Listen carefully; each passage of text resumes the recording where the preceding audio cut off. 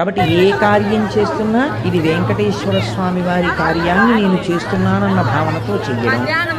4, వెంకటేశ్వర స్వామి వారి యందు నిరతిశయ ప్రీతి కలిగినటువంటి పరమభక్తులైన వారితో కూడి ఉండడం, అటువంటి వారి పట్ల ప్రేమ కలిగి వారితో ప్రవర్తించడం. 5, వెంకటేశ్వర సంబంధమైనటువంటి విశేషములను పరమభక్తి కలిగినటువంటి వారి నోటి గుండా ప్రవచనం జరుగుతున్నప్పుడు లేదా వారు పలుకుతున్నప్పుడు అటువంటి భక్తులైన వారు మీతో ఏకాంతమునందు సంభాషించవచ్చు, అన్ని వేళలా ప్రవచనమే అక్కర్లేదు. అటువంటి మాటలు విని చాలా సంతోషాన్ని పొందగలిగినటువంటి స్థితిని పొంది ఉండుట. కాబట్టి అక్కడికి 5.